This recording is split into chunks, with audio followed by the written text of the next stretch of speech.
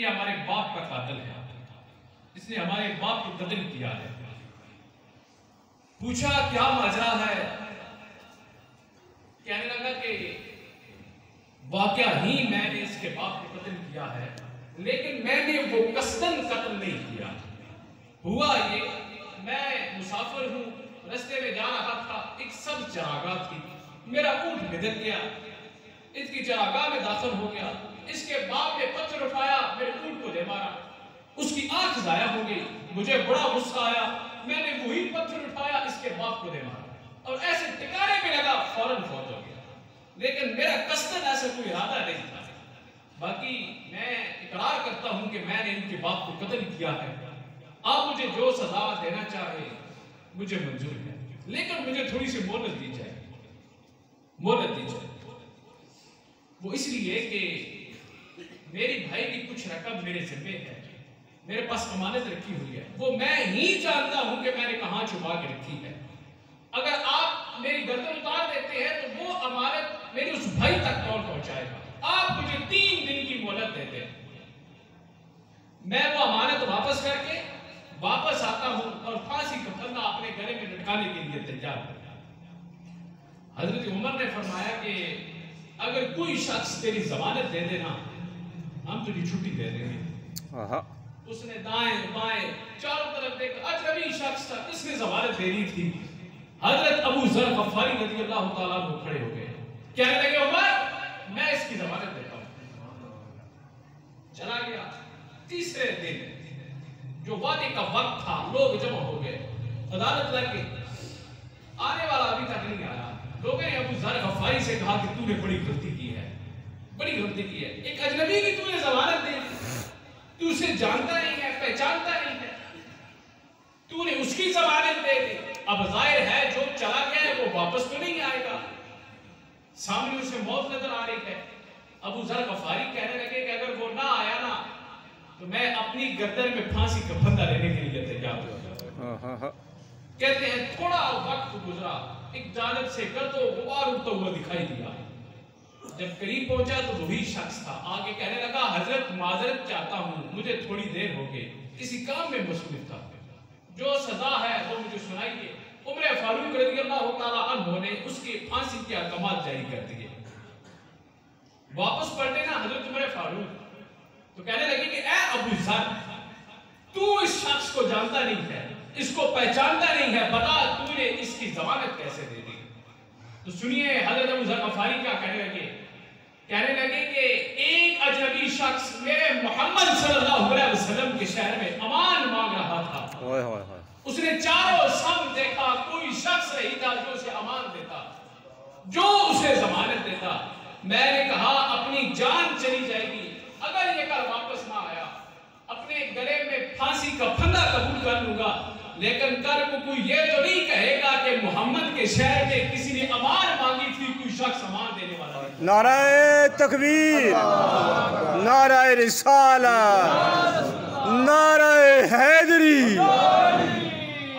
عمر فاروق رضی اللہ تعالیٰ عنہ نے اس شخص کا کہا کہ اے میاں تو بتا، تو چلا گیا تھا، تجھے واپس آنے کی کیا ضرورت تھی؟ تجھے جانتا کوئی نہیں ہے، پہچانتا کوئی نہیں ہے، نہ آتا تو اپنا سر موت کے منہ میں کیوں رکھ دیا؟ وہ کہنے لگا کہ میری ضمانت ایک ایسے شخص نے دی ہے جو مجھے جانتا نہیں ہے، اگر میں واپس نہ آتا تو قیامت تک اجنبیوں سے لوگوں کا یقین ایمان اٹھ جاتا کہ یہ مسافر لوگ، اجنبی لوگ یہی سلوک کیا کرتے ہیں۔ حضرت عمر فاروق رضی اللہ تعالیٰ عنہ نے اس کے پھانسی کے احکامات جاری کیے، تو جن کے باپ کو اس نے قتل کیا تھا وہ اٹھ کے کھڑے ہو گئے، کہنے لگے کہ اس دھرتی کی یہ کرک ہم اپنے منہ پہ مریں گے، ہم بھی اپنے باپ کے قاتل کو معاف کرتے ہیں۔ آج ہم دعوے تو بہت کرتے ہیں، طرح طرح کی بولیاں بولی جاتی ہیں، آپ بھی سنتے ہیں، ہم بھی سنتے ہیں، کہا جاتا ہے جی دین میں چلنا بڑا مشکل ہے۔ کون کہہ رہا ہے؟ یہ وہ بندہ کہتا ہے کہ جب وہ مسجد کے اندر آتا ہے نا تو اس کے لیے موسم کے مطابق سرد اور گرم پانی دستیاب ہوتا ہے، قالین بچھے ہوتے ہیں، اے سی لگے ہوتے ہیں، پنکھے چل رہے ہوتے ہیں، جس کو تمام سہولتیں میسر ہوتی ہیں، وہ کہتا ہے کہ دین کے اوپر چل چلنا بڑا مشکل ہے. اور بھائی تیرے لیے مشکل ہے یا کربلا والے حسین کے لیے مشکل تھا؟ انہوں نے تو نہیں کہا کہ دین پہ چلنا مشکل تھا. تیرے لیے مشکل ہے یا بلال حبشی کے لیے مشکل تھا، جنہوں نے ریت کے ذروں کے اوپر، تپتی ہوئی ریت کے اوپر سجدے کیے، گلے میں رسے ڈال کے انہیں کھینچا گیا، پاؤں میں زنجیریں ڈال کے انہیں گھسیٹا گیا، ہاتھوں میں پاؤں پہ میخیں ٹھوکی گئی، لیکن بلال ہے کہ آگے سے مسکرا رہے ہیں. کسی نے گزرتے ہوئے دیکھا تو کہا کہ بلال عجیب کا بادشاہ ہے، وہ تمہیں مار رہے ہیں تم پھر بھی مسکرا رہے ہو. تو سنو بلال حبشی نے کیا جواب دیا. کہنے لگے کہ تم بازار جاتے ہو نا، مٹی کا برتن خریدتے ہو تو وہ بھی ٹھونک بجا کے لیتے ہو، کہیں کچا تو نہیں ہے، اس کی آواز تو ٹھیک ہے. کہنے لگے کہ تم مٹی کا پیالہ خریدتے ہو وہ بھی ٹھونک بجا کے لیتے ہو، کہیں کچا تو نہیں ہے، میرا مالک مجھے خرید رہا ہے، دیکھ رہا ہے بلال کہیں کچا تو نہیں ہے. تو میں نے کہا مالک بلال کی کھال بھی دیر چل جائے گی لیکن حق کی آواز ہمارا بند نہیں ہوگی. یہ دین گریزی ہے، یہ عمل گریزی ہے کہ دین کے اوپر چلنا بڑا مشکل ہے. ہم ان لوگوں کی کہانیاں کیسے بھول سکتے ہیں جنہوں نے دین کے راستے میں دکھ سہے، تکلیفیں سہی، جنہیں ٹکڑے کر دیا گیا، جنہیں اونٹ کی پچھلی 2 ٹانگوں سے باندھ کے 2 حصوں میں تقسیم کر دیا گیا، لوہے کی کنیاں جن کے جسموں کے اوپر پھیری گئی، جنہیں جلایا گیا، کھولتے ہوئے تیل میں ڈالا گیا، لیکن انہوں نے رب کا نام نہیں چھوڑا، نہ ہی انہوں نے رسول اللہ صلی اللہ علیہ وسلم کا نعرہ چھوڑا. ہم کہتے ہیں کہ دین میں چلنا یہ بڑا مشکل ہے. یہ مشکل تو مولویوں نے بنائی ہوئی ہے، دین پہ چلنا مشکل نہیں ہے. ہم سر سے لے کر پاؤں تک اسلام میں داخل ہو، یہ ہمارے رب کا ہم سے تقاضا ہے. فرمایا یا ایھا الذین آمنوا ادخلوا فی السلم کافہ، اے ایمان والو اسلام میں پورے داخل ہو جاؤ. تمہاری وضع کرنا، انداز معاشرت، اٹھنا بیٹھنا، لباس، وضع کرنا ایسی ہو تم دور سے آ رہے ہو لوگ کہیں کہ وہ دیکھو محمد عربی کا غلام بنا. وہ کسی نے بڑی خوبصورت مثال دی ہے. آج کل ہم کہتے ہیں نا کہ بندہ باہر سے مسلمان ہونا چاہیے، اندر کا کیا ہے؟ سنتے ہم بھی کہتے ہیں بندہ باہر سے مسلمان ہونا چاہیے. میں کہتا ہوں کہ اگر پاکستانی آرمی کا میجر وہ انڈین آرمی کے میجر کی وردی پہن لے تو بتائیں اس کا کورٹ مارشل ہوگا یا نہیں ہوگا؟ ہوگا نا. وہ کہے کہ میں پاکستانی ہوں، محب وطن ہوں، وردی کا کیا ہے؟ کوئی بھی پہن لے تو اسے کہا جائے گا کہ جب تجھے پاکستانی لباس پسند نہیں ہے تیری اندر کی حب الوطنی کو کیسے مار دیا جائے؟ تو جس کو محمد عربی صلی اللہ علیہ وسلم کا لباس پسند نہیں ہے، جو غیروں کے طرز زندگی کو اپناتا ہے، اسے پسند کرتا ہے، وہ اپنے اندر جھانکے مت کسی میں دھوکے میں رہے. آپ دیکھتے ہیں سکول بنائے جاتے ہیں گلی محلے میں، لوگ سکول کھول لیتے ہیں، 50 100 بچے بٹھا دیے جاتے ہیں. ان کا بھی ایک یونیفارم ہوتا ہے، اس طرح کی ٹائی ہوگی، اس طرح کی شرٹ ہوگی، اس طرح کی پینٹ ہوگی، اس طرح کے بوٹ ہوں گے. سردیوں میں یہ لباس ہے، گرمیوں میں یہ لباس ہوگا. تو کوئی پتہ قدر نہیں لگاتا کہ بچوں کو تو آزادی ہونی چاہیے. یہ کیا تم نے خاص ایک یونیفارم متعین کر رکھا؟ کوئی بندہ نہیں کہتا. بھائی وہ ایک سکول ہے، ایک سسٹم ہے، ادارہ ہے، اس کا ایک یونیفارم ہے. اور بھائی پرائمری سکول کا بھی یونیفارم ہوتا ہے، تو کیا محمد عربی صلی اللہ علیہ وسلم کے دین کا کوئی یونیفارم نہیں ہے؟ تو آقا کریم علیہ السلام کی زندگی، حضور کے شب و روز، حضور کی وضع کرتا، حضور کا لباس یہ اپنائیے، اسی میں ہی حسن ہے. آخر میں اپنے دوستوں سے، نوجوان ساتھیوں سے 2-3 باتیں یہ ضرور کرنا چاہوں گا. پہلی بات یہ کہ اپنے عقیدے کی اصلاح کریں، کسی قسم کی اس میں نرمی نہ آنے دیں، کسی بھی قسم کی. جس کے سینے میں حضور کا بغض دیکھیں ایک لمحے میں اس سے جدا ہو جائے. جو صحابہ کرام رضوان اللہ تعالیٰ علیہ مجمعین کے بارے میں نازیبا الفاظ کہتا ہے ایک لمحے میں اس سے جدا ہو جائے. جو اہل بیت کے اوپر بکواس کرتا ہے، بھونکتا ہے، چھوڑ دے اسے، چاہے قریبی رشتہ داری کیوں نہ ہو.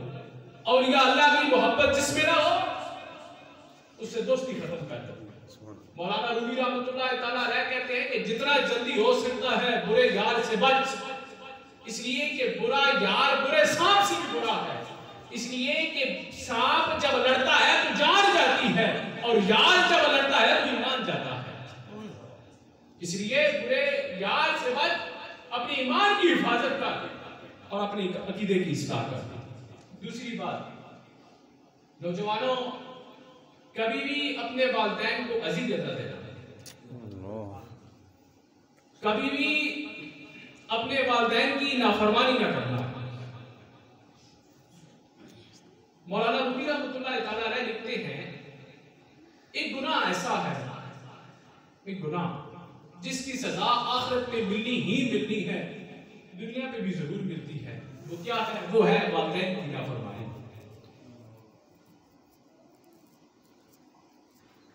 اور ایک ثواب ایسا ہے جس کا اجر آخرت میں ملنا ہی ملنا ہے، دنیا میں بھی ضرور ملتا ہے۔ وہ کیا ہے؟ وہ ہے والدین کی فرمانبرداری۔ نشان لگا لیں اس شخص کے اوپر جو اپنا والدین کا نافرمان ہوگا، ساری زندگی آپ اسے ذلیل ہوتا ہوا دیکھیں گے، اور نشان لگا لیں اس شخص کے اوپر جو اپنے والدین کا فرمانبردار ہوگا، ساری زندگی اس کی پگڑی جھکے گی نہیں، اللہ رب العزت اس کی عزت کی حفاظت کروائے گا انشاءاللہ۔ اللہ اکبر یا رسول اللہ،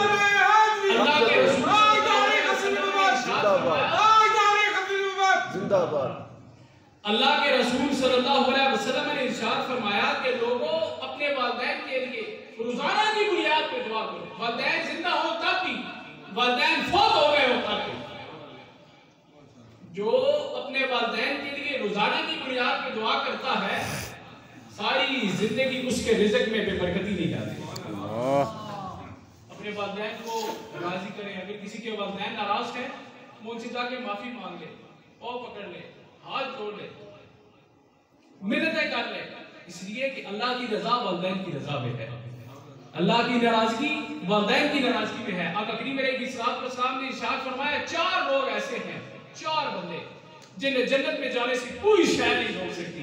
پہلا وہ فرمایا کہ وہ شخص جو اس حال میں مرا کہ اس کے والدین اس کے اوپر راضی تھے۔ دوسرا وہ شخص کہ جس نے گناہوں سے ایسی سچی توبہ کی کہ گناہوں کی طرف واپس لوٹنا اس کے لیے اتنا مشکل تھا جس طرح کے تھنوں سے نکلا ہوا دودھ واپس کرنا مشکل ہوتا ہے۔ اور تیسرا فرمایا کہ وہ عورت جس نے اپنی ساری محبت اپنے خاوند پہ نچھاور کر لی، اس حال میں مری کہ اس کا خاوند اس کے اوپر راضی تھا۔ اور چوتھا فرمایا کہ وہ شخص جس کی اولاد زیادہ تھی، ذرائع آمدن کم تھے، لیکن اس نے اپنی اولاد کے پیٹ میں لقمہ حرام نہیں جانے دیا۔ یہ 4 لوگ ایسے ہیں جنہیں جنت میں جانے سے کوئی شے نہیں روک سکتا۔ اور تیسری چیز وہ ہے ساتھیوں، اپنی نظر کی اور اپنی شرمگاہ کی حفاظت کریں، اپنی نظر کی شرمگاہ کی حفاظت کریں۔ اس دور کا یہ سب سے بڑا فتنہ ہے، بڑا فتنہ ہے۔ آج ہماری آنکھوں میں حیا نہیں ہے۔